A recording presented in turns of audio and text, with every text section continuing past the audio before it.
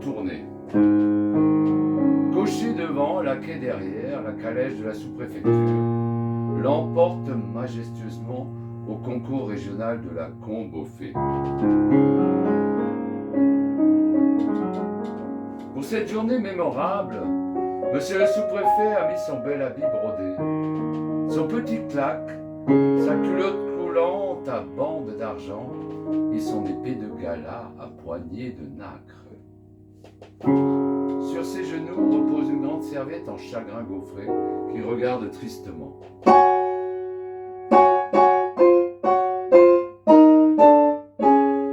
Monsieur le sous-préfet regarde tristement sa serviette en chagrin gaufré. Il songe au fameux discours qu'il va falloir prononcer tout à l'heure devant les habitants de la Combe aux Fées.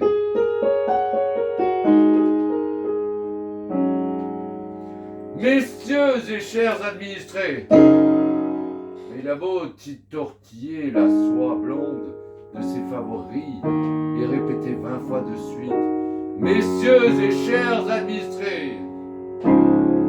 Messieurs et chers administrés, la suite du discours ne vint pas. La suite du discours ne vient pas. Il fait si chaud dans cette calèche, à perte de vue, la route de la Combe aux Fées poudroie sous le soleil de midi. L'air est embrasé, et sur les ormeaux du bord du chemin, tout couvert de poussière blanche, des milliers de cigales se répondent d'un arbre à l'autre. Tout à coup, monsieur le sous-préfet tressaille. Là-bas, au pied d'un coteau, il vient d'apercevoir un petit bois de chêne vert qui semblait lui faire signe. Le petit bois de chêne vert semble lui faire signe. Venez donc par ici, monsieur le sous-préfet, pour composer votre discours. Vous serez beaucoup mieux sous mes arbres. Monsieur le sous-préfet a séduit. Il saute à part de sa calèche et dit à ses gens de l'attendre, qu'il va composer son discours dans le petit bois de chêne vert.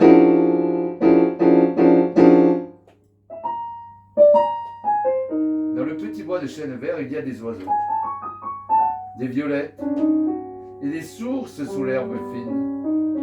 Quand ils ont aperçu monsieur le sous-préfet avec sa belle culotte et sa serviette en chagrin gaufré, les oiseaux ont eu peur et se sont arrêtés de chanter. Les sources n'ont plus osé faire de bruit et les violettes se sont cachées dans le gazon. Tout ce petit mondain n'avait jamais vu le sous-préfet et se demande à voix basse quel est ce beau seigneur qui se promène en culotte d'argent. À voix basse, sous la feuillée, on se demande quel est ce beau seigneur en culotte d'argent. Pendant ce temps, monsieur le sous-préfet, ravi du silence et de la fraîcheur du bois, relève les pans de son ami, pose son claque sur l'herbe et s'assied dans la mousse au pied d'un jeune chêne. Puis il ouvre sur ses cheveux ses genoux, sa grande serviette de chagrin gaufré et en tire une large feuille de papier ministre. C'est un artiste, dit la fauvette. Non, dit le Bouvreuil. Ce n'est pas un artiste, puisqu'il a une culotte en argent. C'est plutôt un prince. C'est plutôt un prince, dit le Bouvreuil. Ni un artiste, ni un prince, interrompt un vieux rossignol, qui a chanté toute une saison dans les jardins de la sous-préfecture. Je sais ce que c'est. C'est un sous-préfet. Et tout ce petit monde a chuté. C'est un sous-préfet. C'est un sous-préfet.